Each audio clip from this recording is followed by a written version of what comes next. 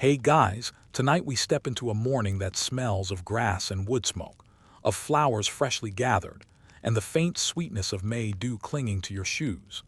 You're standing at the edge of an Edwardian village just as dawn begins to melt the mist from the hedgerows. The air is sharp with spring, and from somewhere down the lane comes the lazy hum of a fiddle tuning up.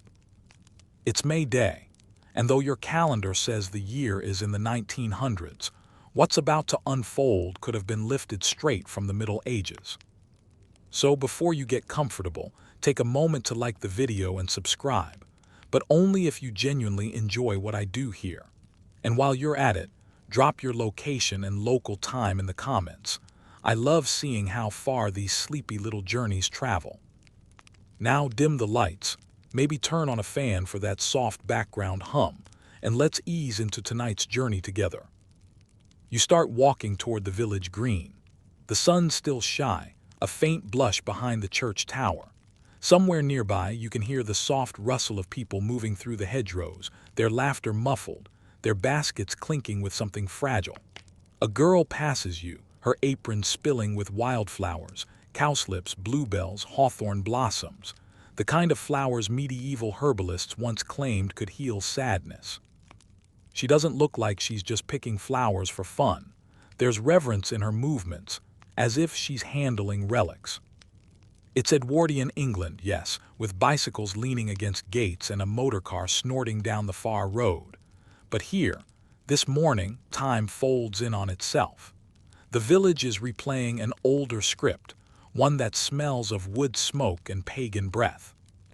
In the corner of the green, men are driving a stake into the earth, the base for the maypole. They call out measurements, laugh about last year's wobbling pole, and the air fills with the thunk of mallets. You watch as the ribbons, scarlet, gold, and white, are untangled, laid out like the strands of a forgotten spell. You half expect some medieval minstrel to appear, lute in hand, singing about fertility and new beginnings. And in a way, that's exactly what this day always was. May Day, before it became a quaint Edwardian festival, was once a serious business. A spring renewal rite where entire villages celebrated survival through winter and the promise of harvest ahead. Historians still argue whether its roots are Celtic Beltane, Roman Floralia, or simply the timeless human urge to dance when the sun finally returns. But whatever its origins, the Edwardians adored the idea that they were reviving something ancient, something pure. They had this romantic obsession with the merry England of old, knights, maidens, garlands, and all. You watch as a group of children weave garlands at the edge of the field.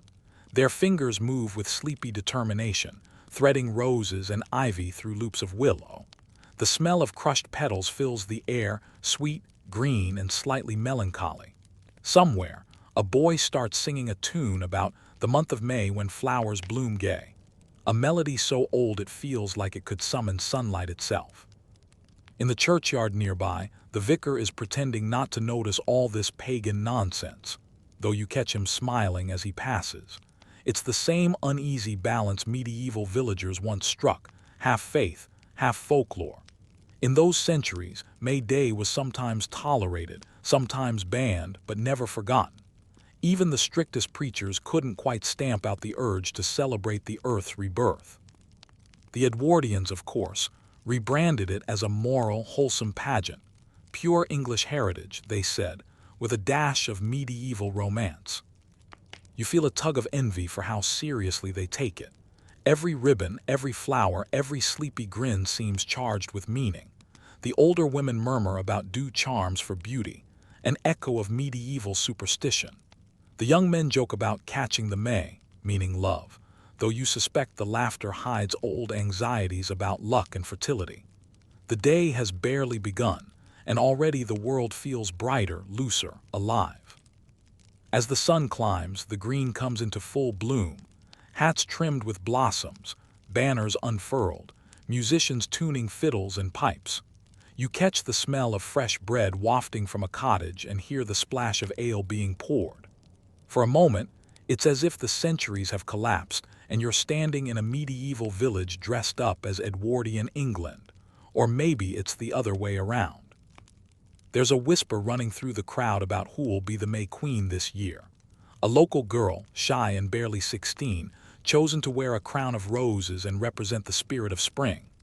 Her name, Evelyn or perhaps Elsie, is murmured like a charm. You see her at the edge of the green, her white dress catching the morning light, and for just a heartbeat, she looks less like a schoolgirl and more like a myth. The musicians strike a brighter chord. Children laugh. Someone shouts for the garlands to be hung higher. You stand there, half mesmerized, half chilled by the realization that none of this was ever just play. These are fragments of older beliefs, rituals that once asked the earth itself to stay kind, to keep feeding the people who dance for it. And you think, maybe that's why it all feels so alive.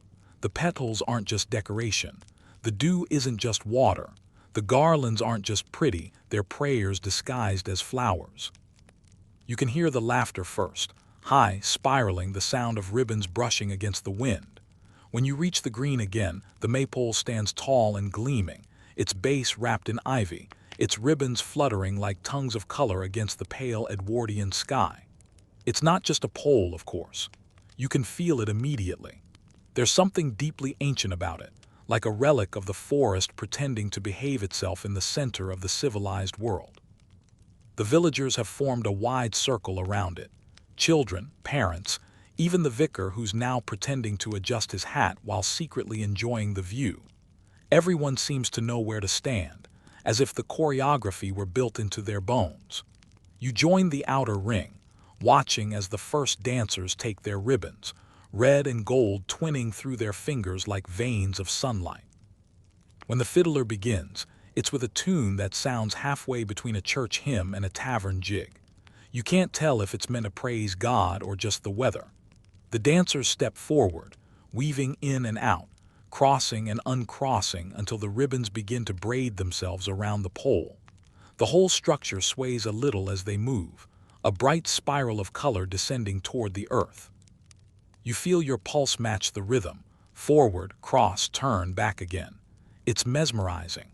The maypole dance might look like nothing more than quaint Edwardian fun, but it's older than any of them realize. Historians still argue whether it came from medieval tree worship or older fertility rites, where villagers literally danced to wake the land from winter. The pole itself, long and crowned with flowers, carries the unmistakable shape of those ancient symbols of life and regeneration, though Edwardian decorum prefers not to mention that part out loud. A little boy next to you tugs on your sleeve and whispers, "They're dancing the sun up." You look at him, surprised, but he's deadly serious. His grandmother, standing nearby, nods approvingly. "That's what my mum said too," she adds. You suddenly realize how the old beliefs hide in plain sight, retold, renamed, but never quite gone. As the dancers circle faster, you catch flashes of faces, red-cheeked women, laughing men, ribbons snapping in their grip. A gust of wind sends petals spinning through the air, and for a heartbeat, you imagine you're seeing the same scene in a medieval clearing, somewhere deep in England's green heart. The only difference might be the clothes. The spirit is the same. This wild, rhythmic gratitude that spring has returned, that the world has survived itself for one more year. The Edwardians loved this kind of thing. To them, the maypole wasn't a pagan threat but a symbol of old England, a living pageant that connected them to a romanticized medieval past. Painters captured it, poets swooned over it, and local newspapers published long descriptions of every maypole festival, right down to the number of ribbons used. It was nostalgia turned into public art. You step closer as the dance reaches its end.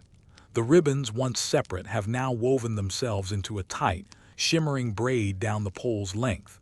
The dancers fall away, breathless and flushed, and there's a burst of applause. Someone shouts that the May Queen's procession is next. As the crowd shifts, you catch an older man muttering that the maypole used to be taller, that back in his day they raised one as high as the church steeple. You grin, some things never change. But he's right about one thing: medieval maypoles were huge, sometimes hauled from distant woods, carved and blessed, set upright with the help of half the village.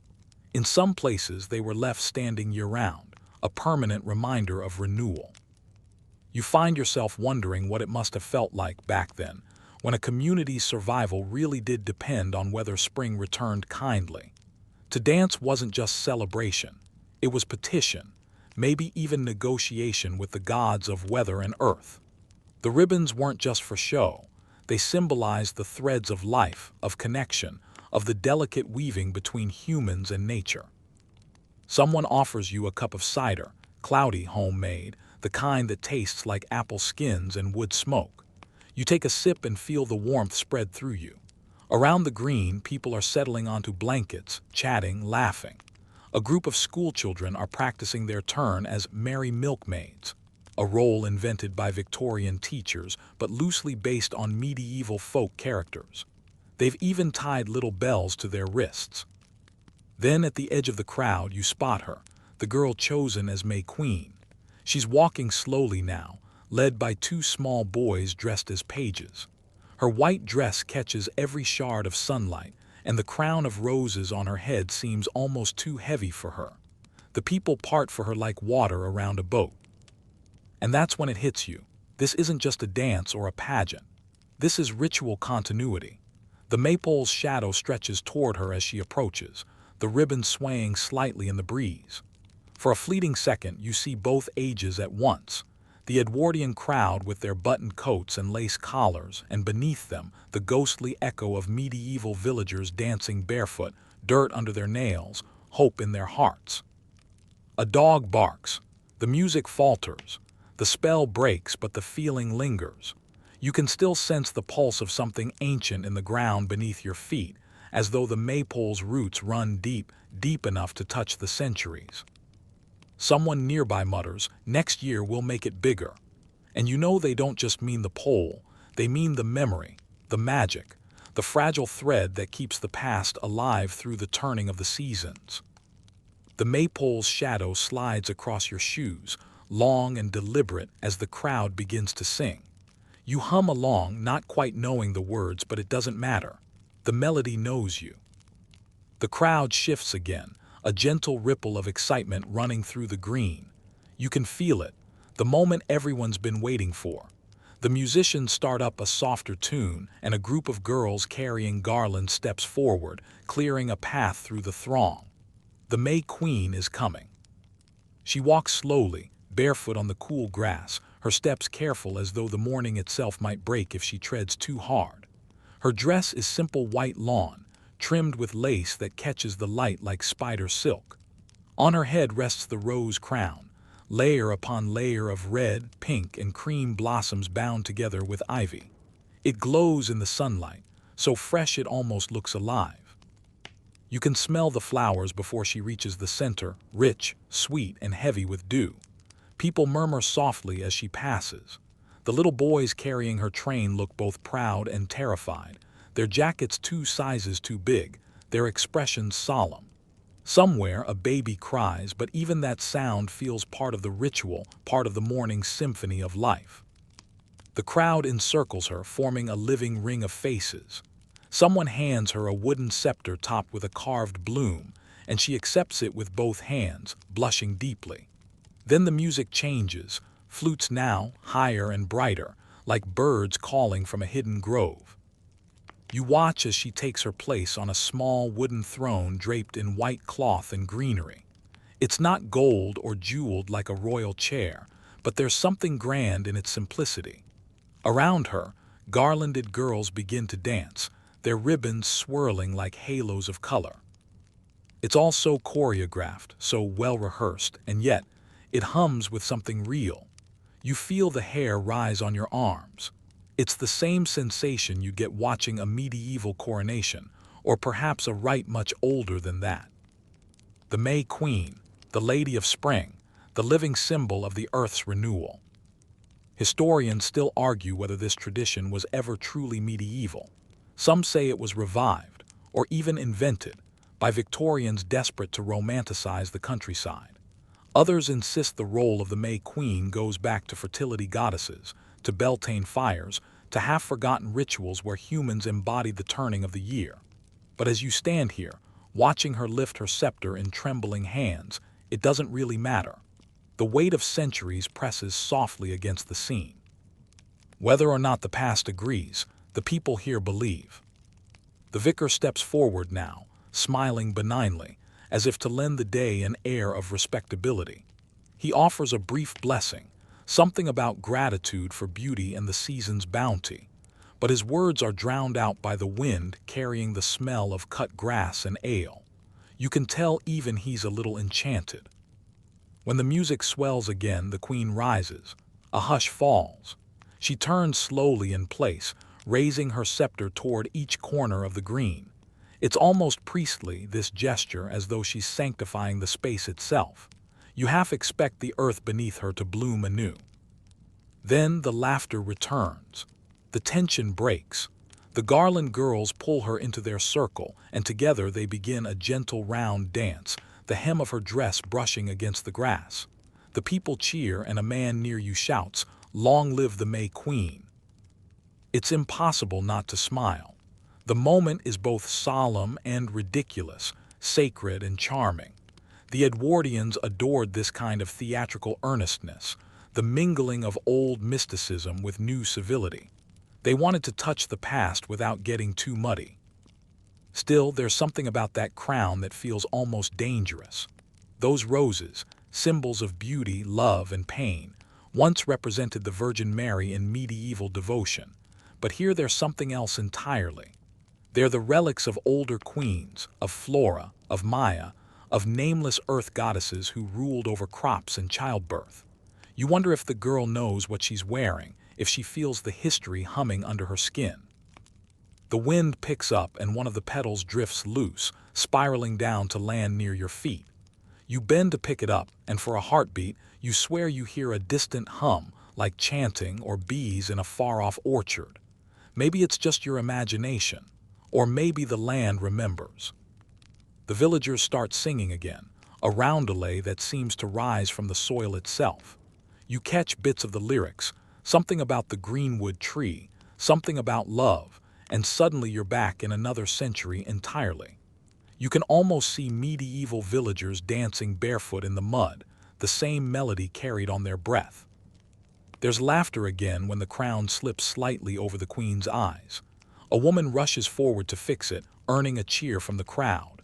Someone jokes that even queens need mothers. You smile, realizing how rituals survive, not because they're perfect, but because they're human, because they make room for laughter and mistake. Later, when the queen is led to a seat of honor by the maypole, the crowd begins to disperse into smaller clusters. You hear gossip about last year's queen who fainted from the heat, about how the garlands cost more this season because the roses came from a greenhouse instead of a local hedge. Someone else mutters that the old May queens used to bless the cattle with their flowers, for milk and luck. It's a detail that slips in quietly but lands heavily. The queen wasn't always just a pretty symbol. She once carried responsibility, the power to ensure fertility and prosperity. The queen laughs now, her crown tilting again, her hands full of petals. You notice she looks more relaxed, less goddess, more girl. Maybe that's the true transformation, not of spring or of land, but of the people who remember how to believe, even if just for a day.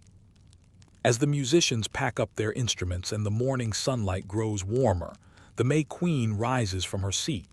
She takes one last look at the crowd, her eyes scanning faces, farmers, children, servants, and a few well-dressed visitors from town, and then she smiles. It's a smile that feels like permission or perhaps prophecy, the kind that says, "You've survived another winter and for now that's enough." The laughter drifts toward the edge of the green, where a jingle of bells and the slap of wooden sticks announce a new sound, the unmistakable rhythm of Morris dancers warming up. You turn, drawn by curiosity and the growing energy of the crowd. 6 men stand in a loose formation, each wearing white shirts and breeches, ribbons fluttering from their sleeves, and tattered strips of cloth sewn across their chests. Bells jingle at their knees with every test step they take, and their wooden sticks clack together like the snapping of dry branches. Someone near you whispers that these dancers come from the next village over, proper Morris men, not the sort you hire from London. The tone carries both pride and suspicion, as though the authenticity of their steps might hold the key to England's soul. The music begins, a bright, looping fiddle tune accompanied by a squeeze box, and instantly the men leap into motion. Their boots pound the ground in precise rhythms, each hop sending a jingle of bells into the air.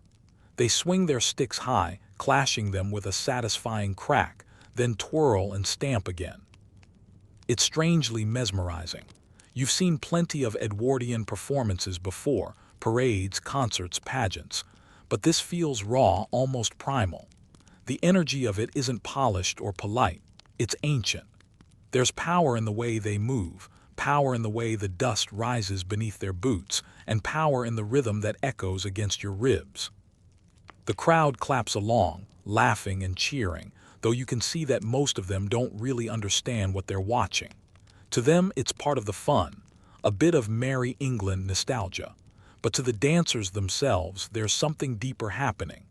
They move with a seriousness that feels inherited, not performed. Historians still argue whether the Morris dance came from medieval guild rituals, Moorish influences brought back by crusaders, or older, pre-Christian rites that once involved fertility charms and forest spirits. The truth is probably all of them, and none of them. It's one of those things that refuses to stay neatly explained, a folk art that carries centuries of improvisation in its steps.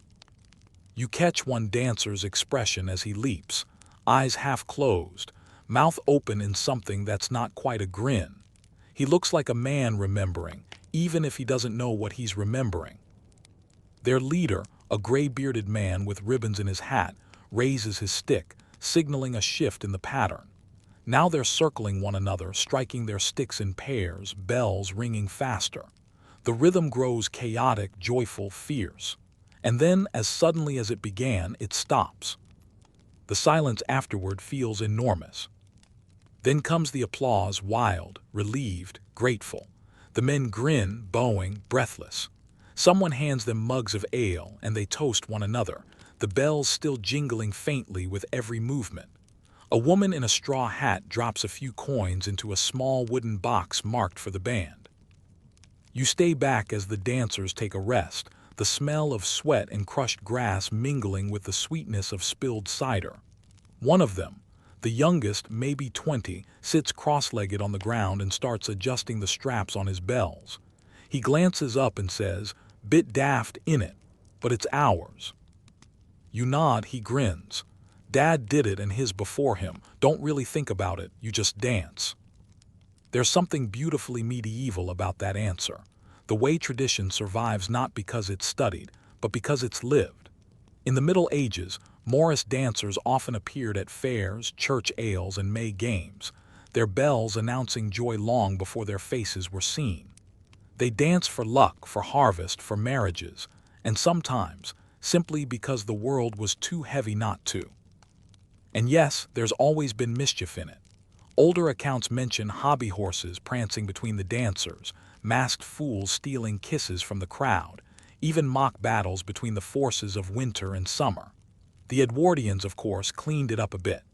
No devils, no drunken pranks, just ribbons, bells, and wholesome English vigor. But if you look closely enough, you can still glimpse the wilder spirit underneath. As the dancers rise again for their next set, a hush falls over the audience. This time, a masked figure joins them, a man dressed head to toe in leaves and twine, his face hidden beneath a crown of ivy. The children squeal and someone gasps, "The Green Man." And just like that, the air shifts. The music begins again, slower now, heavier, and the leaf-clad figure moves among the dancers, circling them like a ghost from the forest. The crowd watches, enchanted, uncertain whether to laugh or pray.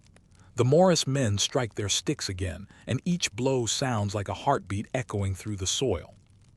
You realize this isn't just performance, it's invocation.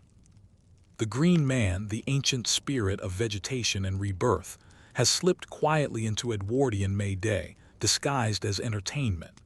His presence ties everything together: the maypole, the queen, the garlands, the laughter. All of it at its core is about survival, about coaxing life to return after the long, cold dark. When the final note fades, the leaf-clad man bows deeply, scattering a few petals from his crown. The crowd erupts in applause, half relieved, half thrilled. The children rush forward to touch his costume, giggling as he lets them pluck a leaf or two. He turns as he leaves, passing near you, and for a moment you catch the scent of crushed ivy and damp bark. It's earthy, grounding, oddly comforting. You could almost believe the forest itself had joined the festivities. The Morris dancers laugh again, slapping each other on the back, but you can see in their eyes that they felt it too, that flicker of something sacred beneath the silliness. You look back toward the maypole, its ribbons fluttering lazily now in the afternoon light, and it seems to shimmer faintly, as though even it remembers the green man's touch. And you think, maybe the point of all this isn't to recreate the past, but to summon it, to let it breathe through you for one day before fading again into legend. You don't see him at first. He's just part of the crowd, a lumbering figure in the corner of your eye, half shadow, half leaf. But then the light shifts and there he is, unmistakable, the green man himself. Not the cheerful dancer from a few moments ago, but the quieter, older version, standing near the churchyard wall, his leafy mask drooping in the heat, his eyes peering through gaps in the foliage with something almost human, almost wild. You move closer, drawn by the faint crackle of ivy brushing against his shoulders. He doesn't speak. He doesn't need to. Every rustle of his costume sounds like a whisper from the woods, like the trees themselves sighing with the breath of May. The villagers, for their part, pretend not to stare too much. It's as though they know it's polite not to look too directly at something that might still hold a little power. Children giggle, then fall quiet when he turns their way. The May Queen glances at him briefly, her smile faltering, not in fear, but in recognition, as though she understands they are parts of the same story. The Edwardians didn't invent the Green Man. They rediscovered him, or rather, they gave him a name. His face had been lurking in church carvings and medieval manuscripts for centuries, a man's head sprouting leaves from his mouth, his eyes, his ears. Historians still argue whether he was ever truly a pagan deity or just a convenient symbol of rebirth. But here, on this May Day morning, he's neither academic symbol nor quaint decoration. He's alive, walking through the centuries, clothed in ivy and English soil. You watch as he begins to move slowly along the edge of the green. Wherever he goes, people seem to instinctively step aside. His costume sheds tiny pieces of greenery, leaving a faint trail behind, like breadcrumbs for the forest to follow when it comes to claim him back. A few children chase after him, laughing, but you can tell even they feel that mix of fascination and unease. He stops near the maypole, where the ribbons hang still and bright in the noonday light. For a moment, he and the queen stand facing each other, the crowned girl and the crowned ghost. The musicians fall quiet. Even the wind seems to hold its breath. You can almost feel the centuries collapsing into this single moment. Medieval, Edwardian, and something far older, all woven into one living tableau. Then, with a slow and deliberate movement, the Green Man reaches up and removes a sprig of oak leaves from his own headdress. He holds it out toward the queen. She hesitates, then accepts it, bowing her head slightly as she tucks it into her garland. The crowd exhales in a soft, collective sigh, as though some invisible contract has just been renewed. You realize you've been holding your breath. And then, as quickly as he appeared, the Green Man turns and walks toward the hedgerow. A group of Morris men follow him halfway, still jingling faintly, before stopping and letting him vanish into the green. It feels like watching the year itself retreat back into the woods, satisfied that it has done its duty. The crowd bursts into chatter. Someone jokes that he must be roasting under all that ivy. Another wonders aloud who's inside the costume this year. "Old Tanner, I reckon," says one man. "He always plays the fool." But you notice that when people laugh about it, they lower their voices a little, as if afraid to draw attention. You stay behind for a moment, staring at the hedgerow where he disappeared. The sun glints off something metallic, a church spire maybe, but for a split second it looks like an eye watching you from the leaves. You blink and it's gone. The green man isn't really gone, though. You can feel him everywhere now, in the rustle of grass, the hum of bees, the scent of crushed petals underfoot. In medieval times, masons carved his leafy face into churches, perhaps as a warning or a blessing, no one quite sure which. Even now, his image lingers over doorways and altars, his green gaze blending the sacred and the wild. The Edwardians, with their love of folklore and garden design, turned him into a kind of mascot, a gentle reminder of nature's cycle. But for those who really looked, who really listened, he remained something more, a bridge between the human and the earthbound, a promise that the land itself could be reborn. You think about how fragile that promise feels in the age of railways and factory smoke. And yet, here it is, alive for a few precious hours on a village green. A boy runs past you, clutching a handful of leaves he must have snatched from the green man's trail. "For luck," he shouts, grinning. His mother scolds him, but not too harshly. You can tell she half believes it. After all, who doesn't need a little luck? As the music starts up again, lighter now, playful, you sit on the grass and watch the scene unfold. The queen's garland glows brighter in the sun, the ribbons shimmer in the air, and the people dance like they've forgotten time itself. Maybe that's the real secret of May Day. Not just remembering old traditions, but inhabiting them, letting them blur the line between history and heartbeat. The green man may have vanished into the hedgerow, but his rhythm stays behind, echoing in every footstep, every laugh, every rustle of leaf. You close your eyes for a moment, listening to it all. The bells, the fiddles, the voices rising and falling like birdsong. And when you open them again, the world feels softer, greener, more awake. And somewhere, just beyond sight, you swear you can hear that low whisper again. Not words exactly, just the sound of leaves moving against one another. As if the forest is chuckling quietly to itself, pleased that humans still remember how to play. By afternoon, the air has thickened with warmth and laughter.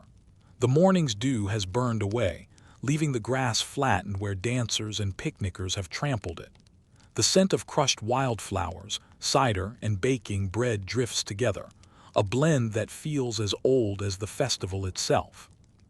You wander through the edge of the crowd where women sit on checked blankets, their parasols casting dappled shade over white-gloved hands.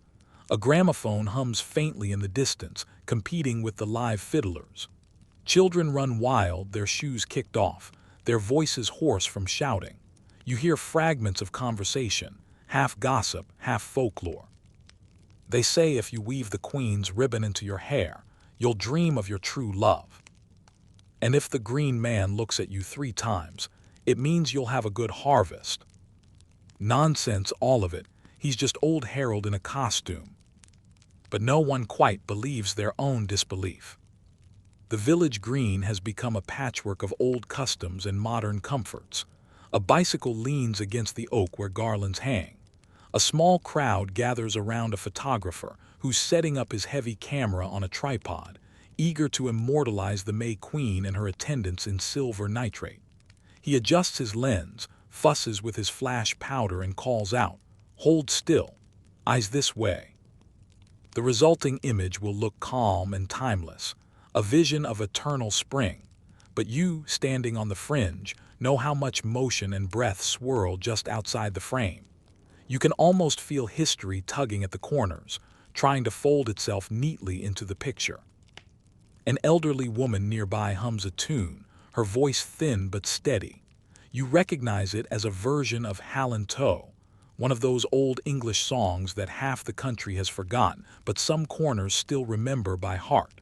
She sings softly, "Take the scorn and wear the crown, for summer is a-coming in." Her words float over the sound of laughter and the buzzing of bees. You glance at her and see her eyes closed, her wrinkled hands resting on a walking stick carved with leaves. She's not watching the pageant, she's remembering it, as though this May Day is every May Day she's ever known. You realize then that the Edwardians' obsession with pageantry isn't just nostalgia, it's an act of survival. The industrial age has made the seasons abstract. Factories run year-round, trains blur the landscape, and cities swallow their own shadows. But here, in a field of sunlight and song, time becomes circular again. Each dance step, each ribbon twirl ties the people back to the earth. You sit near a group of young men sprawled lazily on the grass, shirt sleeves rolled up, debating loudly about folklore versus progress. One quotes a newspaper essay about the rural mind's romantic backwardness. Another laughs and says, "Backward. There's nothing backward about knowing where you come from." They argue, but only half seriously, their voices drifting upward into the open sky. Nearby, a little girl is plaiting daisies into a chain. She hums to herself, her fingers deft, her focus absolute. You notice she's chosen the smallest flowers, the ones most people overlook. When she finishes, she drapes the garland around a sleeping dog's neck and giggles as it twitches in its dreams. It's a quiet, perfect moment, one that will never be captured by the photographer, never written into the parish newsletter. But it's exactly what keeps the ritual alive, the unnoticed tenderness between living things. You feel a soft breeze stir across the green, carrying with it the faint scent of lilac and the far-off rumble of a train. The modern world is still out there, its smokestacks and telegraphs, its pace and promise, but for now it feels like another country. Someone rings a bell calling people toward the churchyard for the closing procession. The crowd stirs, gathering up picnic baskets and folding chairs. The queen rises from her seat, the sun glinting off her flower crown. She's older now than when the morning began, not in years but in bearing. You can see it in her careful steps, her solemn smile. The green man does not return. His absence feels deliberate, necessary. He belongs to dawn, not dusk. The villagers don't seem to mind. They've already begun the slow transition back to ordinary life. Still, you notice that every now and then someone glances toward the woods, half expecting movement among the trees. As the procession begins, a choir of boys sings an old carol reimagined for spring. Their voices echo against the church's stone walls, the same walls where, centuries ago, masons carved leafy faces into the corners. You tilt your head back and see one now, worn by rain and time but unmistakable. The green man looks down on the crowd, his stone eyes calm, his mouth half open as if about to speak. And in that moment, you understand the strange continuity of it all. The Edwardians believed themselves modern, poised on the edge of a new century. Yet here they are, circling the maypole, singing medieval refrains, seeking blessings from carved faces that have watched 1,000 springs come and go. It's not backwardness. It's a kind of memory, buried so deep in the soil that it sprouts no matter how often the world changes. The sun begins to lower, casting long shadows across the grass. The laughter fades, replaced by a softer hum of contentment. The photographer packs up his tripod, the fiddlers rest their bows. The May Queen, now crownless, sits beside her friends, unbothered by the grass stains on her white dress. Somewhere behind the hedgerow, a blackbird sings its evening song, a melody that sounds suspiciously like the tune the old woman hummed earlier. The circle closes, the day exhales, and you realize, as twilight deepens, that May Day isn't really about the turning of the year at all. It's about remembering that you are part of the turning, that for one bright day, you've stepped inside the endless rhythm of renewal. The train whistle blows again, distant but insistent. Tomorrow, people will go back to their offices, their typewriters, their tidy gardens. But tonight, the world still smells of lilac and smoke, of cider and earth. You take one last look at the field, now emptying of people but still thick with magic. Then you turn toward the path home, where the light through the leaves flickers like candle flame, as if the forest itself were whispering you a good night. The evening air hums with a quieter sort of enchantment. The May Queen has been crowned, the ribbons lie tangled like sleeping serpents, and the last of the cider has warmed every heart. You drift toward the outskirts of the green, where the village oak casts a deepening shadow, its roots pushing up through the soil like the bones of ancient things. A group of fiddlers lingers beneath its branches, idly plucking strings, not quite ready to pack away the day. The notes they play now aren't for the crowd, they're for themselves, soft and meandering, more memory than melody. Someone begins to sing, a low baritone that hums like thunder in a distant valley.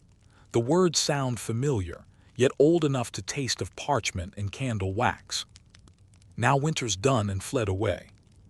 The blossom wakes, the lark will stay. You recognize it, or at least parts of it. It's a version of a medieval ballad once sung at May feasts across England, a song praising the Virgin Mary that over time quietly shed its piety and grew vines of mischief and spring. Historians still argue whether it was originally sacred or scandalous. Either way, the melody survived, passed mouth to mouth through centuries, never quite choosing a side.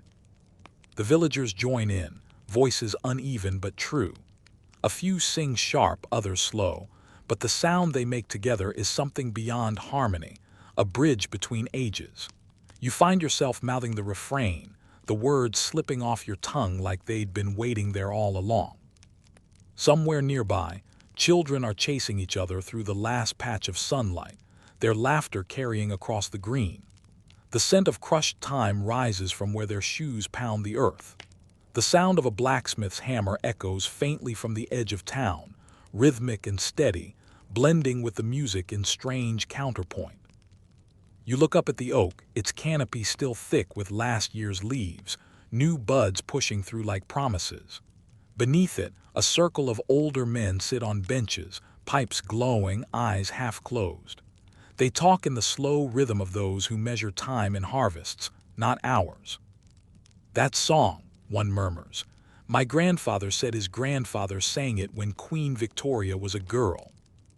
Another chuckles.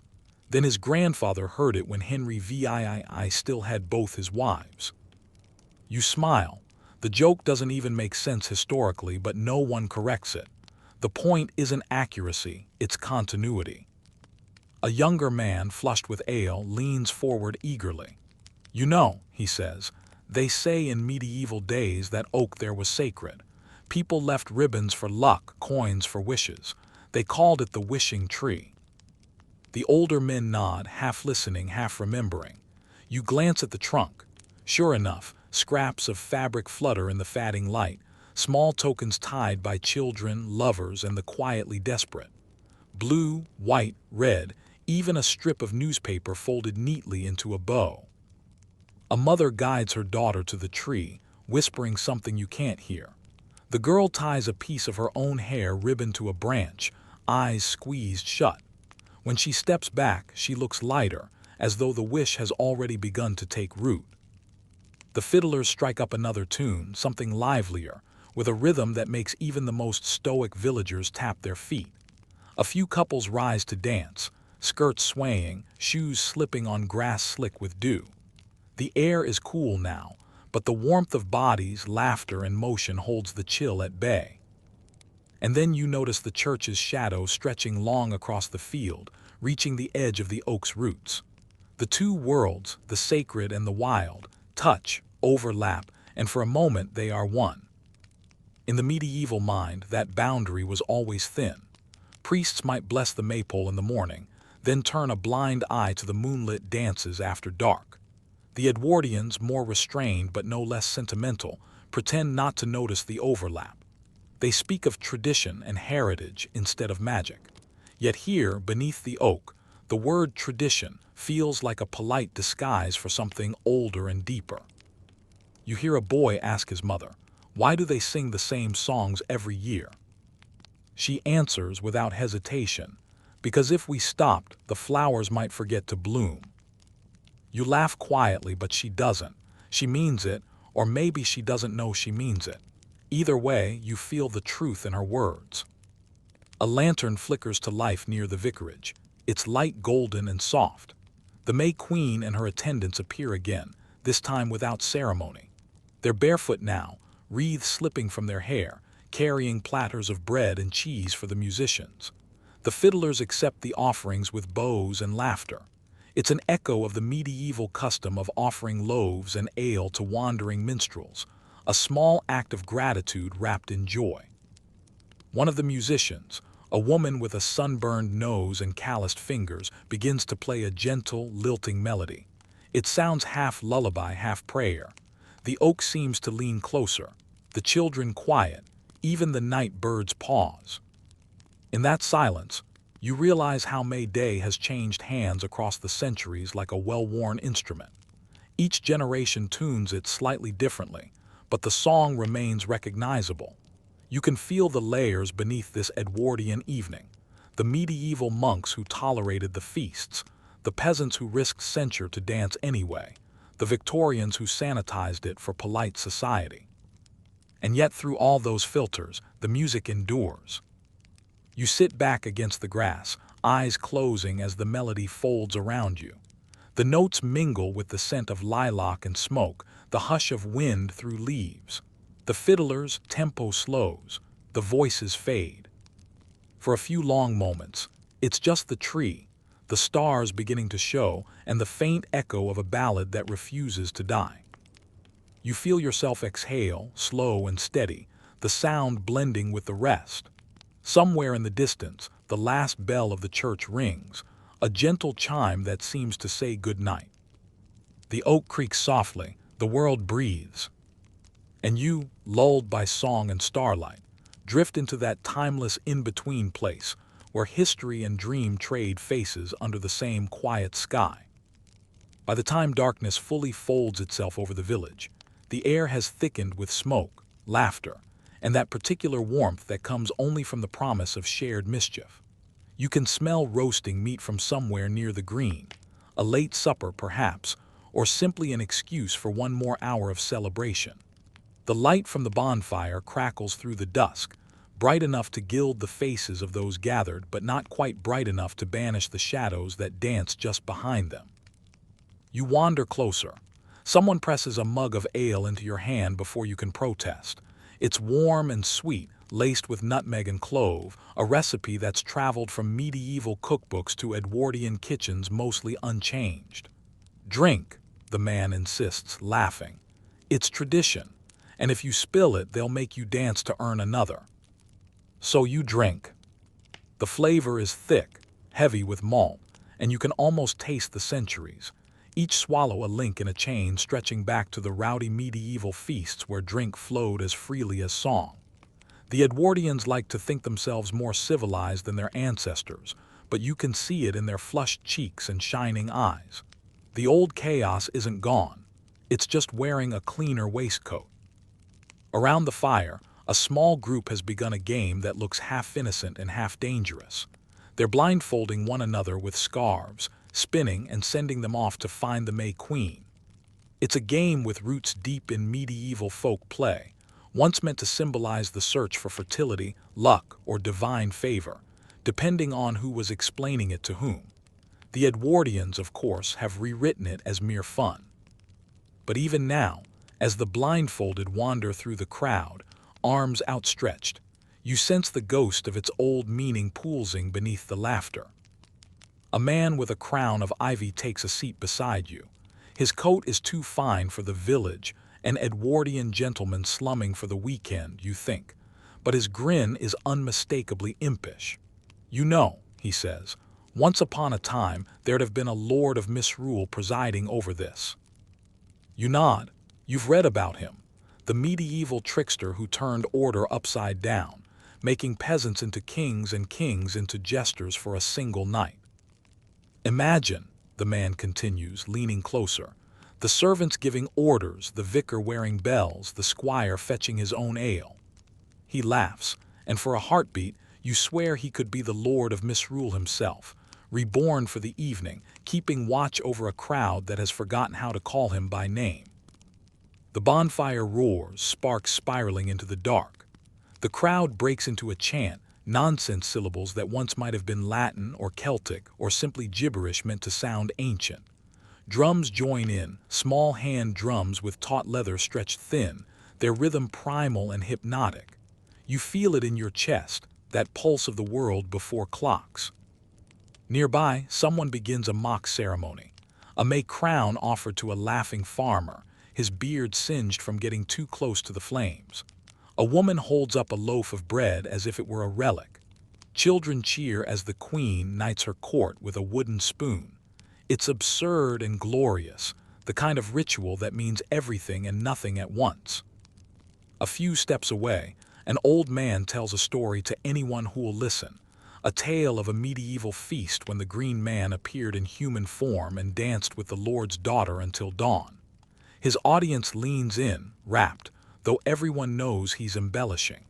Still, no one interrupts.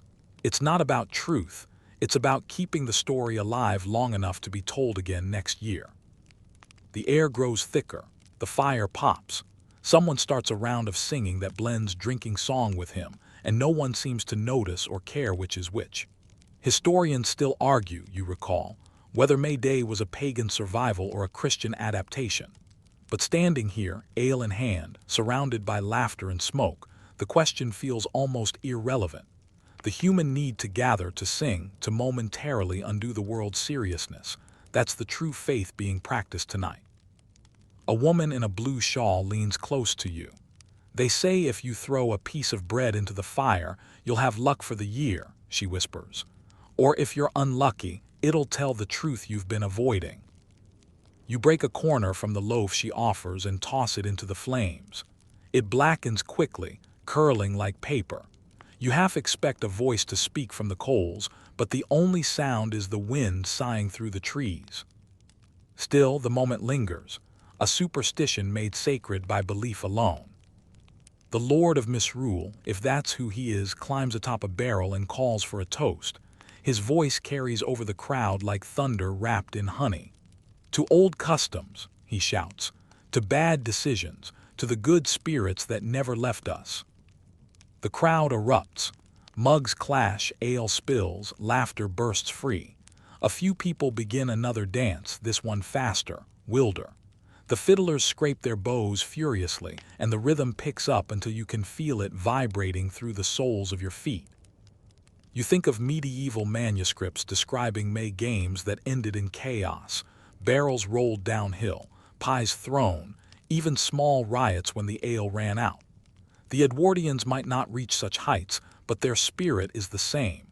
Joy teetering on the edge of disorder, a rebellion wrapped in ribbons. At one point, a policeman passes by, shaking his head but smiling. Harmless nonsense, he mutters, but even he can't resist tapping his boot in time with the music. The fire burns lower, its core glowing orange and red. People begin to wander home, their voices growing fainter with distance. The Lord of Misrule raises his mug one last time, then tosses it into the ashes with a satisfied sigh. The world's righted again, he says quietly, almost to himself. You glance up at the sky. Stars have appeared, cold, clear, ancient. Somewhere in their light, you imagine the ghosts of medieval revelers watching with knowing smiles. Their songs have changed words, their feasts changed flavor, but the pulse remains the same. You finish the last sip of ale, the sweetness clinging to your tongue. Around you, the village slips slowly back into silence. Only the faint creak of the oak and the cooling crackle of the fire remain. And in that hush, you realize that every May Day, no matter the century, ends this way. The music fades, the laughter drifts, but something invisible stays behind. Something that hums just beneath the heart, waiting for the next dawn to rise and begin it all again. The bonfire's embers are little more than glowing ghosts by the time dawn begins its quiet return. You wake to a pale blush in the eastern sky and the faint scent of wood smoke clinging to your clothes. The air is cold again. May mornings always are. But beneath the chill is a pulse of warmth, that whisper of renewal that the night's revelry promised. You stretch, rub your eyes, and notice movement on the far edge of the field. A line of girls, shawls drawn tight over their shoulders, makes its way toward the meadow. They carry tin pails and enamel basins, their boots leaving crisp impressions in the dew-soaked grass. You recognize the ritual instantly, the washing in May dew. You follow quietly, breath clouding in the cool air. The girls giggle as they reach the meadow's heart, where the dew glitters like scattered stars. They kneel, scooping the water from the grass with their hands, splashing it onto their faces and arms. Their laughter rings out sharp and clear against the stillness, and for a moment it feels as if the entire world has been reborn with them. You crouch to touch the dew yourself. It's icy against your skin, so cold it almost stings. Yet when you lift your fingers, the water feels impossibly pure, as though it holds something beyond nature, something older. "Best beauty tonic there is," one of the girls says with a grin catching your eye. She's quoting a local proverb, though she might not realize it. "If you wash your face in May dew," the saying goes, "you'll be fair all year." The Edwardians treat it as a quaint superstition, but its roots run far deeper, back to medieval herb lore and the soft magic of the countryside. In those earlier centuries, wise women, the sort later branded witches by the fearful, collected dew before sunrise to use in remedies and charms. Mixed with herbs like rosemary or meadowsweet, it was said to cure melancholy, smooth the skin, and even heal heartbreak. Historians still argue whether such rituals were remnants of pagan goddess worship or simply folk medicine disguised in poetry. But whatever their source, the practice endured quietly, stubbornly, through plague, reformation, and progress alike.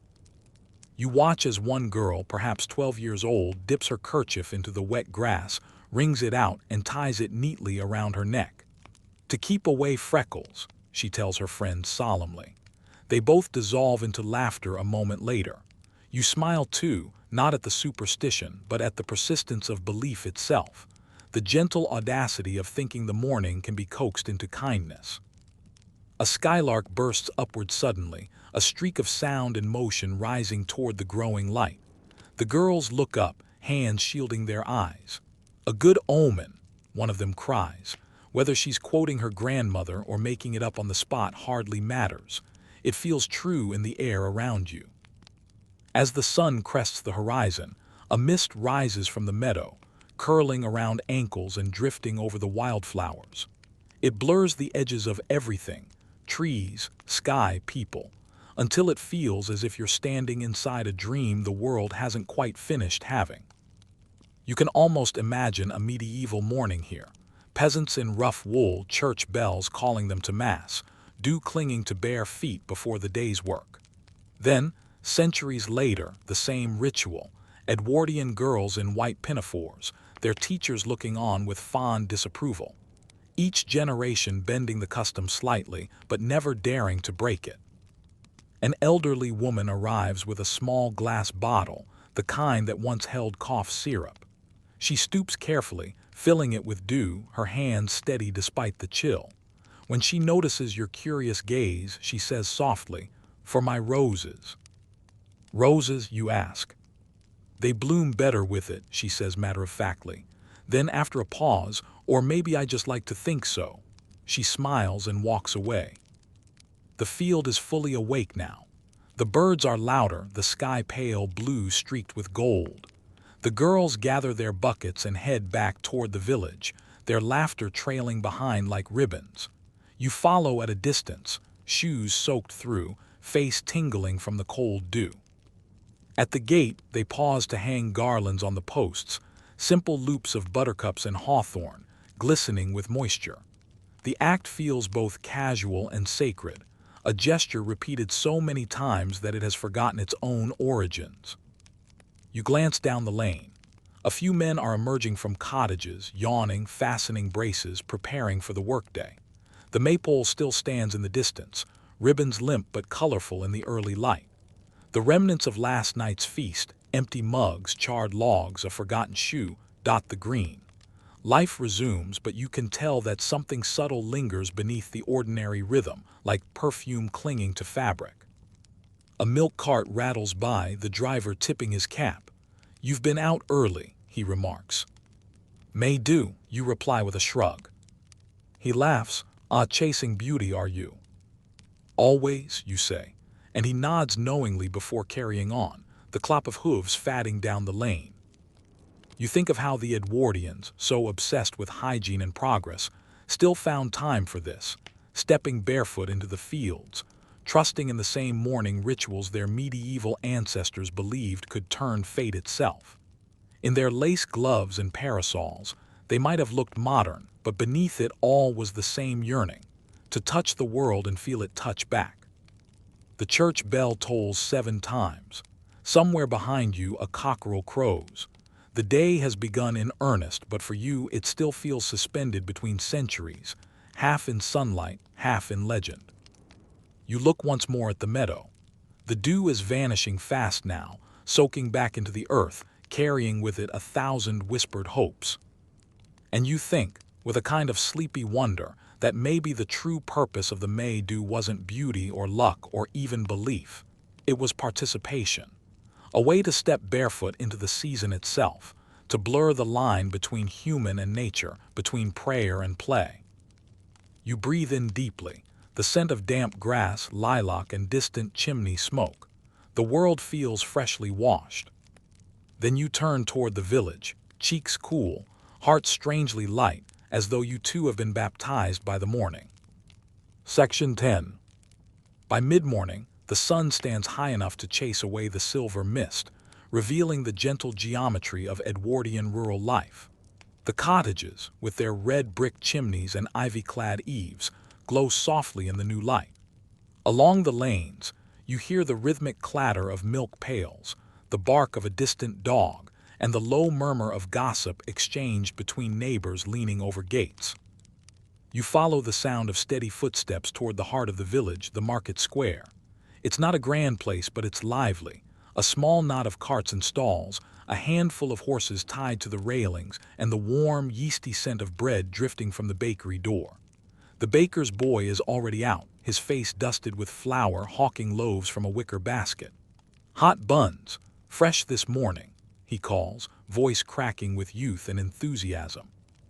You buy one for a penny. The crust is crisp, the inside still steaming, and as you take a bite, the taste of yeast and butter melts into the morning air. The warmth feels like luxury, proof that the Edwardians understood comfort not just as fashion, but as small, edible mercies. Across the square, a woman in a gray shawl is arranging daffodils and forget-me-nots on a wooden cart. "For the parlor," she tells passing customers. Flowers are as essential to Edwardian domestic life as coal or candles. They soften the hardness of winter's residue, turning rooms of iron grates and heavy drapes into little pockets of renewal. You pause near a shop window where a polished sign reads, "J. Hardwick Ironmonger and Stove Fitter." Inside, brass kettles gleam beside coal scuttles and grates, their metal reflecting the morning light. The proprietor, a stout man with soot-darkened fingers, nods at you through the glass.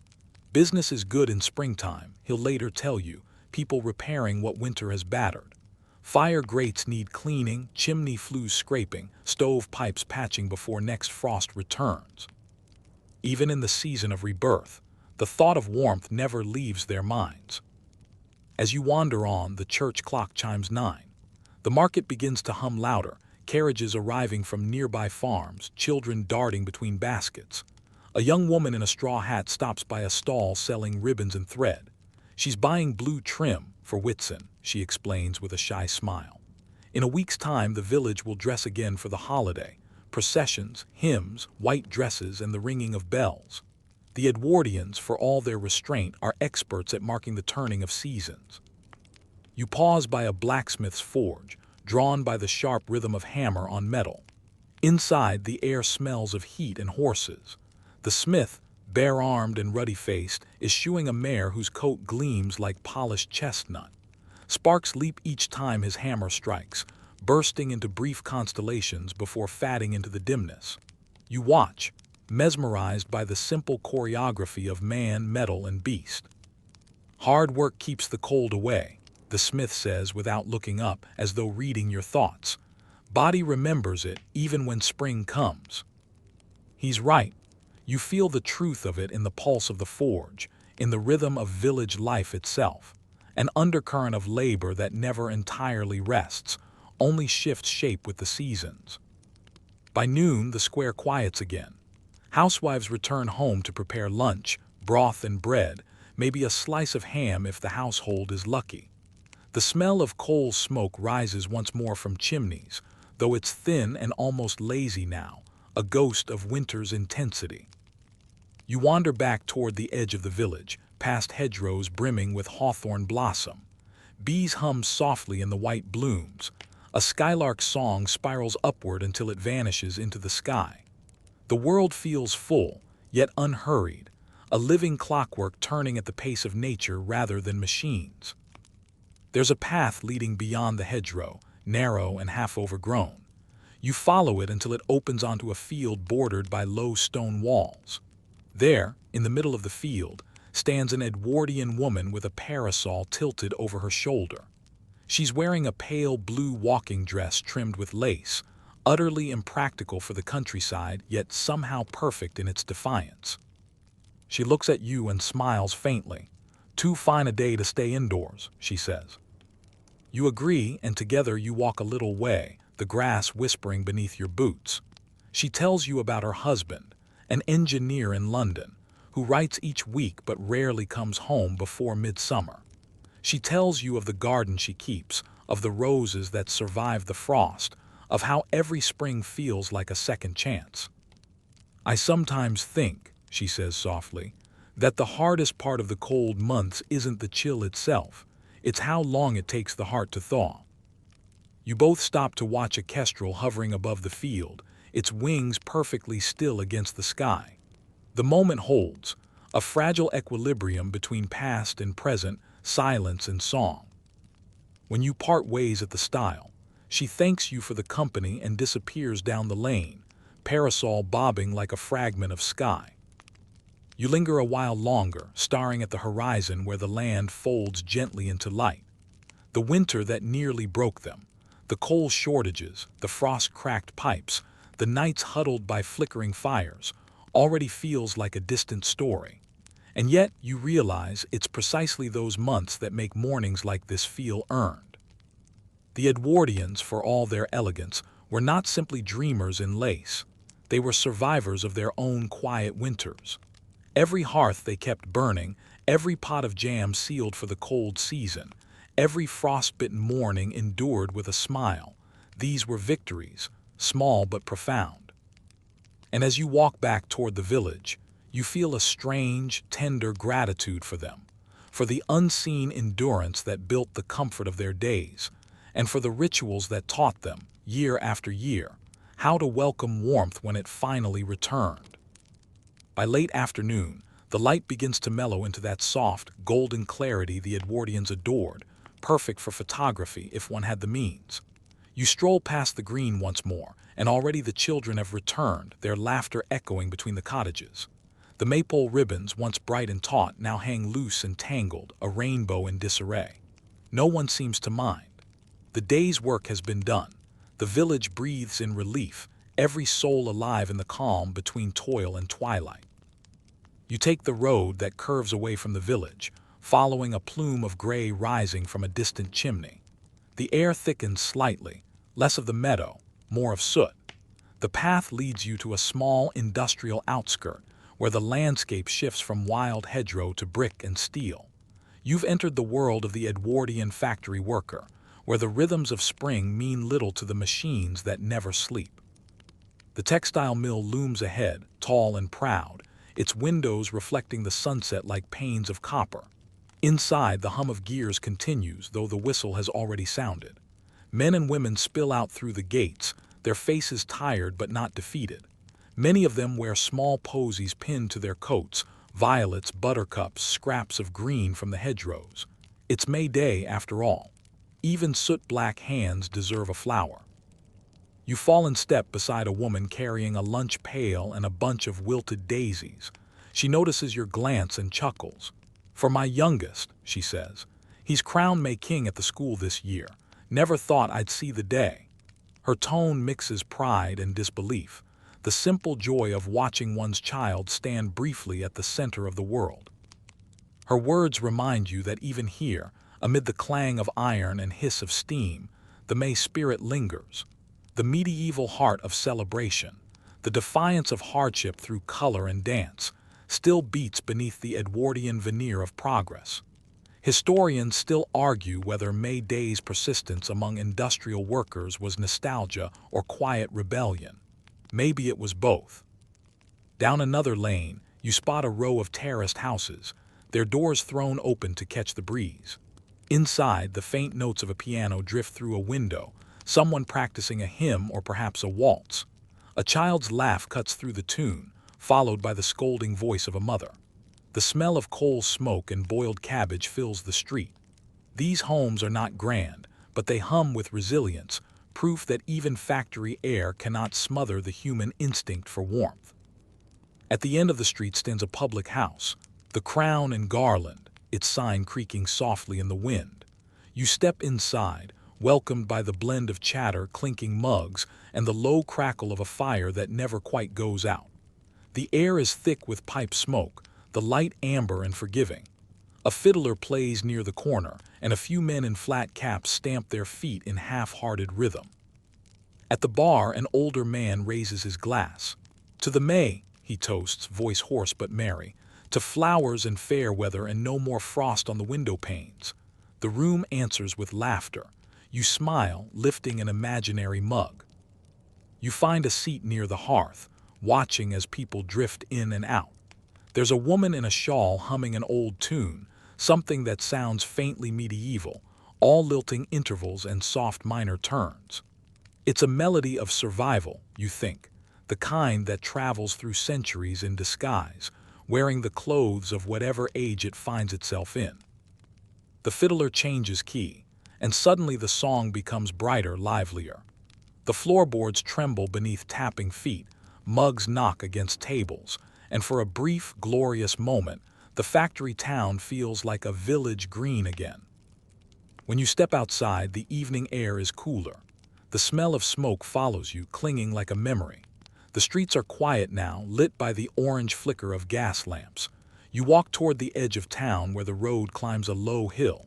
From the top, you can see both worlds, the soft, green countryside behind you and the glowing industrial sprawl ahead. It's a view caught between centuries, half medieval, half mechanical. Somewhere in the valley, a train whistles, long and lonely.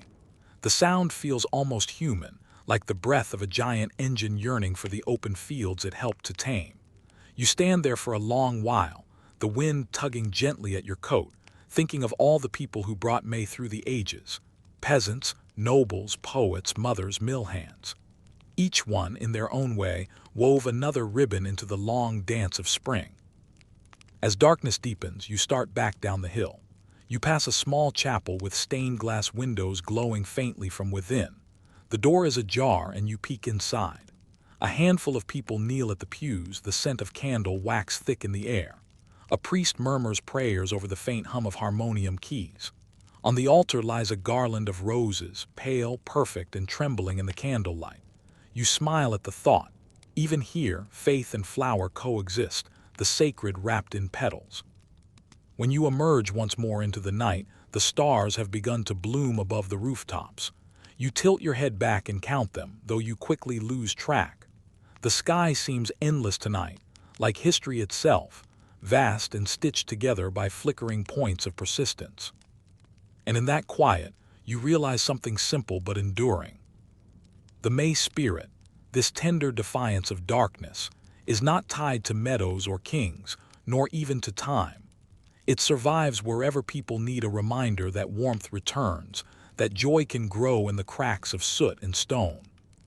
You turn toward the dim outline of the countryside, listening as the last sounds of laughter drift down from the pub, mingling with the distant hiss of a factory vent.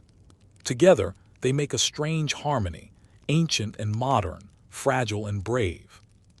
And beneath it all, you sense the heartbeat of history still steady and green. The next morning dawns hazy and pearlescent, a thin veil of mist softening the rooftops and hedgerows. The air is full of damp grass and wood smoke, a mingling of rebirth and residue. You wander back toward the green, half expecting the maypole to stand deserted after the revelry. Instead, you find something new. A tripod camera gleaming in the sunlight, its brass fittings glinting like treasure. The photographer, a gentleman in his 30s with a well-waxed mustache, fusses over the exposure plate, muttering under his breath. "Hold still, please, Miss Ivy," he calls, addressing a girl in a white cotton dress standing before the maypole. She is the village's newly crowned May Queen, her crown of roses slightly wilted from yesterday's festivities, her hands clutching a small posy as though it were a royal scepter. You step closer, drawn by the click and whir of the machine, a sound that feels both miraculous and intrusive. Edwardian May Day, immortalized in silver nitrate and sunlight. You realize you are watching history learn to remember itself. The photographer adjusts the lens, his assistant holding a black cloth aloft to shade the frame. Behind them, a small crowd gathers, mothers straightening ribbons, boys elbowing one another, the vicar smiling with forced dignity. Everyone wants to be caught in this miracle, frozen in time, proof that they were part of something worth recalling. "Smile, please," the photographer commands. The May Queen hesitates, then offers a small, uncertain smile, the kind that seems half borrowed from a painting. The shutter snaps. A single instant is captured forever. You imagine the glass plate cooling in its box, the ghostly image forming slowly in the darkness. Weeks from now, it will hang in the window of the village shop, the Queen's soft gaze staring out at passers-by, already belonging more to legend than to life. The Edwardians loved nostalgia almost as much as the Victorians loved progress. You can feel it in every detail. The way the women's dresses echo medieval simplicity, the garlands mimicking courtly pageants, even the music arranged to sound olden. They were people caught between two mirrors, one reflecting the industrial dawn behind them, the other an imagined past of pastoral grace. You linger as the photographer takes another shot, this time of the entire village committee, each member stiff and solemn in their Sunday best. "Splendid," he declares. "Quite splendid. A record of local spirit." Local spirit. You roll the phrase around in your mind. It sounds quaint, yet powerful, because that's what this really is, a ritual of belonging, renewed and reimagined. The medieval villagers may have danced for fertility or fortune, but the Edwardians danced to preserve the illusion of unity, to steady themselves amid the dizzying whirl of modernity. As the crowd disperses, the May Queen removes her crown and hands it to a younger girl. "You can try it," she says kindly. The child's eyes widen as she places the ring of flowers on her head. In that simple exchange, you see the heart of May, the passing of joy from one soul to another, unbroken through centuries. You follow the path down toward the stream, where the photographer is now setting up his next shot. This one's less formal, a group of children splashing in the shallows, their bare feet kicking up spray. "Natural expressions," he shouts. "Don't look at the camera." You can't help but smile. The resulting image will likely look spontaneous but staged, a perfectly composed memory of imperfect joy. Edwardian photographs have that curious quality, half truth, half performance. Historians still debate whether these pastoral images represent genuine folk continuity or deliberate romantic invention, but perhaps that argument misses the point. Even an imagined past can comfort the living. You cross a small wooden bridge, pausing halfway to watch the reflections ripple below. The water carries petals downstream, fragments of yesterday's garlands drifting toward the mill. A few catch on reeds trembling in the current, then slip free again. You think about how May traditions themselves have done the same, caught, reworked, released, carried from medieval green to Edwardian lawn, changing shape but never essence. Beyond the bridge lies a field dotted with picnickers. Families sit on plaid blankets, their wicker baskets open, spilling sandwiches and lemonade bottles. The men lounge in shirt sleeves, the women shade themselves with parasols. A phonograph plays softly nearby, its brass horn gleaming in the light. The tune, Something Sentimental by Elgar, threads gently through the air. You sit under a hawthorn tree, its blossoms scattering like confetti in the breeze. The tree itself feels ancient, older than any of the people beneath it.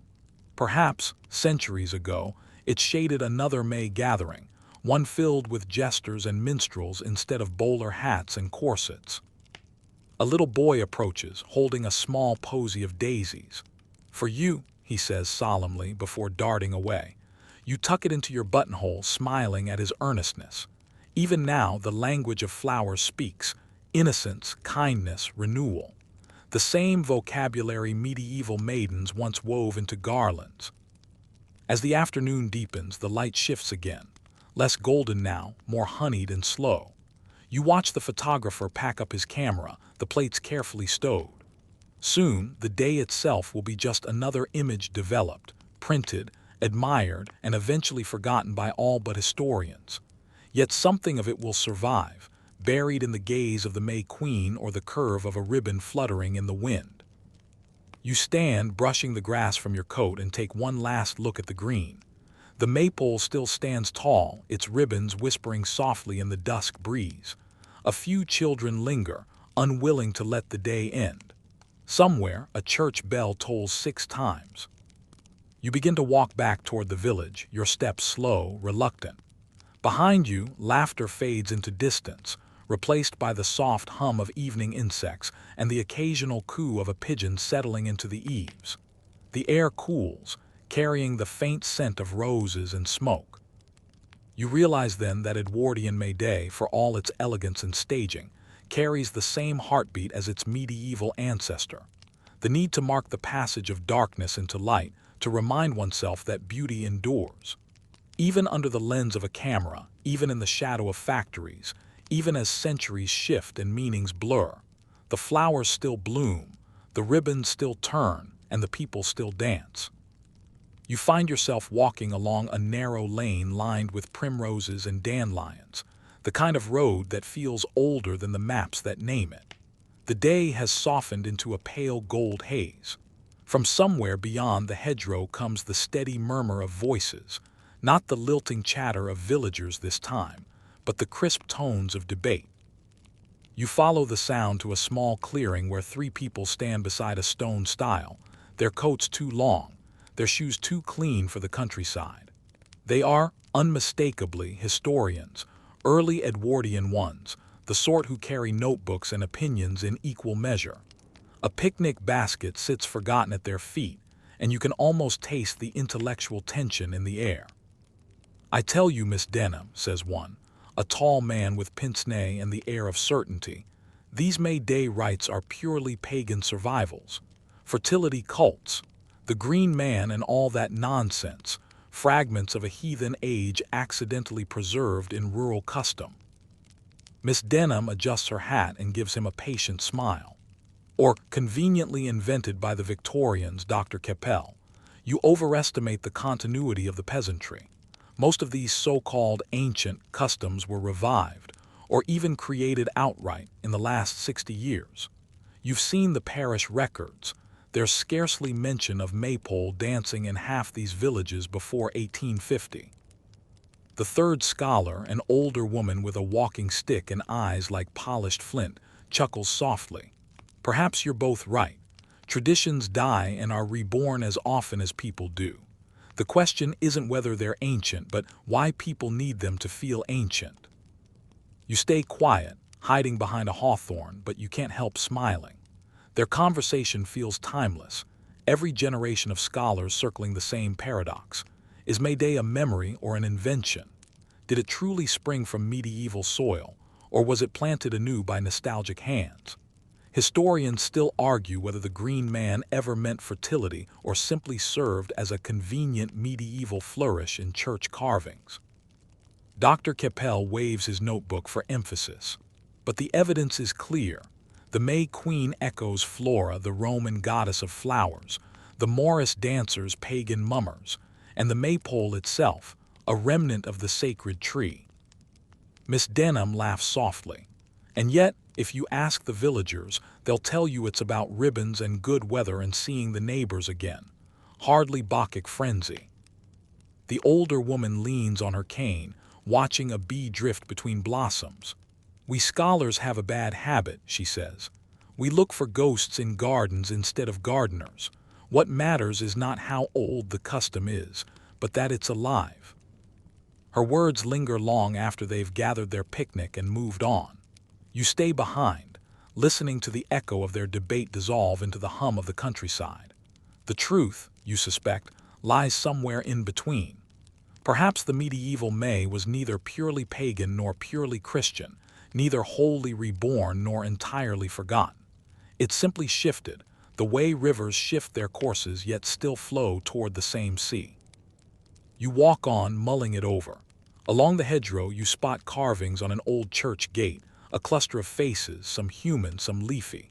One stares back with hollow eyes, its mouth sprouting vines. The Green Man unmistakably, a medieval curiosity repurposed by Edwardian imagination. Once perhaps he guarded the seasons. Now he guards nostalgia itself. Inside the churchyard you find a few locals tending the graves, chatting in low tones. A boy carries a bunch of primroses to a small headstone. His mother nods approvingly. "Grandfather always liked May," she says softly. It's a tiny ritual of remembrance, modern, ordinary, yet deeply ancient in its tenderness. You think again of the historians. Miss Denham was right. The villagers don't dance for mythic gods, but neither are they entirely free of the old enchantments. The body remembers what the mind forgets. The act of braiding ribbons or washing in dew carries meanings older than words, echoes of faith, hope, and survival stitched into the rhythm of the year. As the sun climbs higher, you reach a hill overlooking the valley. The patchwork of fields below gleams like a tapestry, greens and yellows, silver streams threading between them. It's a scene that could belong to any century. Down in one of the meadows, you glimpse a group of schoolchildren rehearsing their May dance again, their movements clumsy but earnest. The teacher claps her hands in time, her voice drifting faintly upward. "Left over right. That's it, don't trip your partner." You smile. The Edwardians turned everything into performance, ritual as recreation, heritage as spectacle. Yet it's through such play that memory survives. You recall one of the more peculiar Edwardian theories, that the May Queen represented the Virgin Mary, sanctified version of earlier fertility goddesses. Others claimed she symbolized the spirit of youth, or perhaps even Britannia herself, grace crowned in roses. The debate spilled from lecture halls to newspapers, from drawing rooms to local councils. Some villages banned the dances as frivolous pagan remnants, while others advertised them proudly as authentic medieval survivals. Authentic or not, the garlands kept blooming, the ribbons kept turning, and the children kept laughing. That in itself feels like truth enough. As evening begins to fall, you return to the lane. The last of the sunlight stretches across the grass, painting long shadows that reach toward you like fingers of memory. You imagine the historians still arguing somewhere over tea, each convinced their version of the past is the real one. But you suspect history is less about certainty than about continuity, about how a thread once spun continues to wind its way through time, changing color but never breaking. You look down at your sleeve. A petal from a nearby hawthorn has fallen there, pale and delicate, shaped like a teardrop. You brush it away gently, though part of you wants to keep it. A small, silent fragment of the question that will never be fully answered. Was May Day reborn, or has it simply never died? You decide the answer doesn't matter. What matters is the rhythm still pulsing beneath it all, the turning of the earth, the lifting of voices, the timeless yearning to celebrate the fragile miracle of return.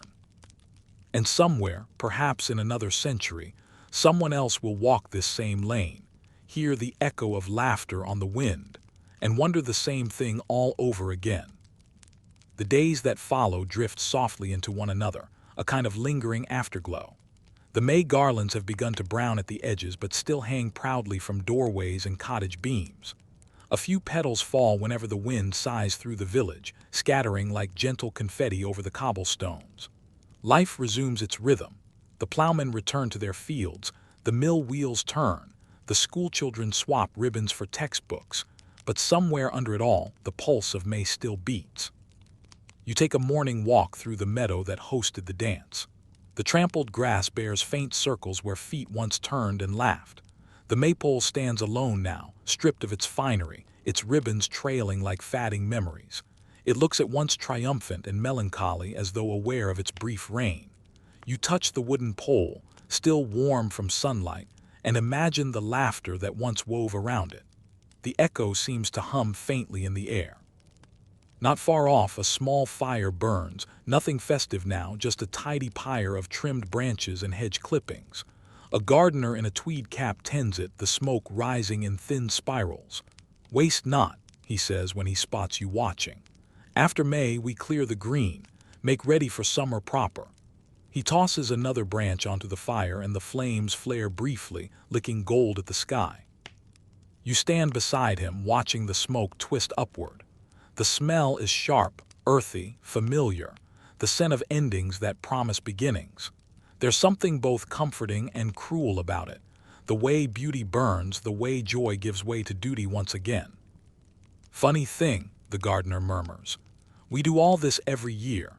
Dress the pole, crown the queen, dance till our legs ache, and still, come morning, we're back to chores." He grins, showing the faintest trace of resignation and pride. But maybe that's the point. Reminds us we've lived another winter. You nod, thinking how every generation, from medieval peasant to Edwardian clerk, must have felt that same quiet triumph. The unspoken gratitude for surviving the long frost, for waking to a world still willing to bloom. Later you wander through the village again. The postman's cart rattles past, his whistle echoing down the street. Housewives hang linens on lines that flutter like banners in the breeze. The baker's boy, ever cheerful, offers you another hot roll, this time laced with currants. You take it, savoring the sweetness. Across the square, the photographer's shop window now displays the developed May Day portraits. You step closer. There she is, the May Queen, her eyes bright and serious, frozen forever in that single radiant instant. Around her, the villagers stand in neat rows, smiling awkwardly at the camera. Their faces are ordinary, imperfect, utterly human. Yet as you look longer, something in them glows, the quiet pride of people who know they are part of a story older than themselves. A small sign beneath the photo reads, "Our May Day 1909, a day to remember." You catch your own reflection in the glass, superimposed over theirs. For a strange moment, the centuries seem to blur. You feel as though you are part of their memory, and they, somehow, are part of yours. You move on past the church where the bells begin to ring again, a softer peal this time. Inside, the vicar is preparing for Sunday service. Through the open door, you glimpse the same garland of roses that lay on the altar days before, now dry but still fragrant. A reminder, perhaps, that even fading things can sanctify a space. That evening, you sit on a low wall overlooking the fields. The sky turns lavender and gold, and the air smells faintly of lilac and damp soil. From a nearby cottage comes the sound of a piano, a waltz, slow and nostalgic. A woman's voice hums along, the tune just out of reach but strangely familiar. It's in these quiet moments that you sense the real endurance of tradition, not in the rituals themselves, but in the small, human gestures that echo them. The way someone hums a melody without knowing its age. The way a child weaves daisies into a chain without realizing they mimic medieval crowns. The way the scent of smoke and flowers can carry centuries within it. Historians might call this sentimentality. You call it continuity. As the stars begin to appear, you notice how the village lights blink on one by one, little pools of warmth against the encroaching night. For a people who once feared darkness, this is victory enough. Each lamp, each hearth, each flickering flame feels like a miniature maypole, holding back the dark. The breeze grows cooler. You draw your coat tighter, though the chill feels gentler now. The worst of the season has passed. You think of all the winters endured by those before you, the frostbitten fields, the cracked fingers, the long nights huddled near coal fires, and how every spring, without fail, they still found a reason to dance. The maypole may come down tomorrow, the garlands wilt, the songs fade, but none of it is truly lost. It's all folded quietly into the rhythm of living, ready to rise again when the year turns. You close your eyes and listen. Somewhere in the distance, a nightingale begins to sing, its voice clear and lonely.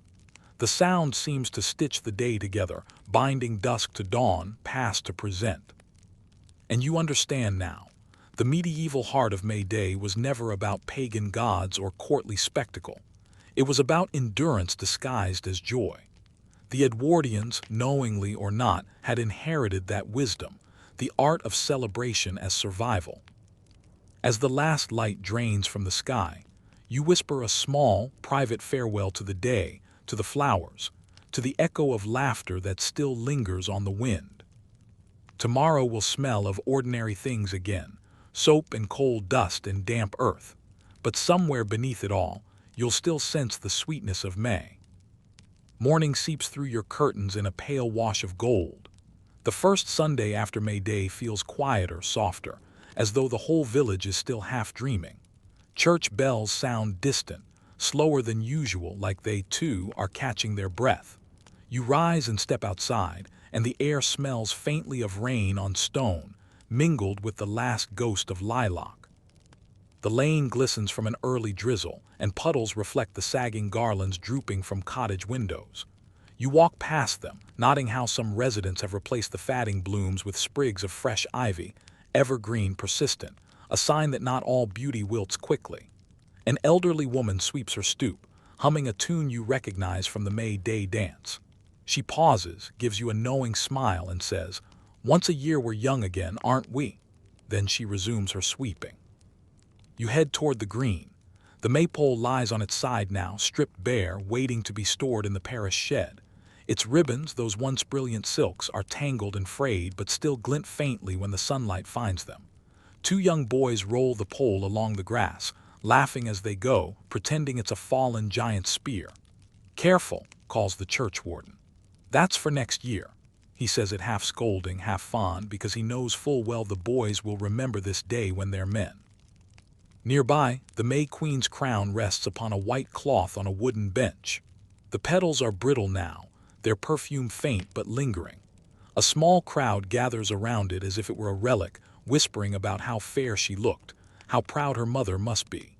You imagine that crown as it will appear decades hence, pressed between the pages of a family album, a keepsake of a season that bloomed once and never again in quite the same way. Later, inside the church, the vicar speaks of gratitude. "We mark our days not by grand events," he says, "but by the moments we choose to remember." His sermon threads through themes of renewal, hope, and humility. He doesn't mention pagan rites or medieval roots, but you can feel them there nonetheless, deep in the cadence of his words, an unbroken line from the first garlanded dancers to these Edwardian pews. Historians still argue whether May Day's endurance owes more to superstition or to sentiment, but sitting here, you suspect it's neither. It's something simpler, something fiercely human, the need to believe that beauty, however brief, matters. When the service ends, people linger. Children chase each other between the gravestones, their laughter startling crows into flight. The May Queen herself, now dressed plainly again, walks with her friends, her crown left behind, but a certain light still follows her. You catch her eye for a moment, and she smiles shyly as if she, too, understands that she has become a small legend in the making. The afternoon unfolds lazily. Farmers mend fences, young couples stroll the riverbank, and an old fiddler practices on his porch, playing the May tune one last time. You follow the sound until you find him, white hair, weathered hands, eyes bright as polished glass. "Can't quite let it go yet," he says with a chuckle, seeing your amused look. "This tune's older than any of us. My granddad said it came from the old country fairs. Before that, who knows, maybe the monks nicked it from the pagans." He shrugs. "Doesn't matter much. A good tune's a good tune." You stay and listen as he plays. The melody loops and weaves, light as a thread in the breeze. It's the same rhythm you heard in the dancers' steps, the same pulse in the church bells, the same heartbeat in the very soil. Evening falls slowly. Lanterns glow again in cottage windows, though no festival calls for them tonight. Perhaps it's habit, Or maybe it's the villagers' way of keeping the warmth alive just a little longer. You walk back through the green one final time. The air feels cooler now, the scent of roses replaced by that of damp earth and coal smoke. And yet, something in you hums with quiet contentment. You realize that the beauty of these traditions doesn't lie in their grandeur but in their repetition. Year after year, garlands fade and are remade. Queens are crowned and then forgotten. The maypole rises and falls. And still, people gather to celebrate the stubborn miracle of renewal. As you pass the edge of the village, you glance back. The rooftops are bathed in twilight. A curl of smoke drifts upward, catching the last amber light. It looks, for a fleeting second, like incense from a centuries-old offering. You smile at the thought. Perhaps the old gods never truly left. Perhaps they've simply been reborn as habit, as memory, as love for the turning of the year. And with that, you begin to walk home, the path beneath your feet soft with moss and petals. Each step feels like the closing of a circle. Now the story quiets. The fields fade into dusk, and the world seems to exhale.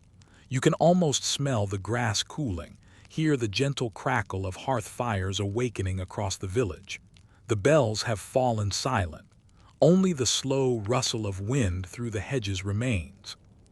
You picture the May Queen's crown resting in a drawer somewhere, petals dry but intact, their faint perfume escaping every spring when someone opens the lid. You imagine the maypole lying in its shed, dust settling softly on its ribbons until the next year's hands lift them once again. There's comfort in that rhythm, isn't there?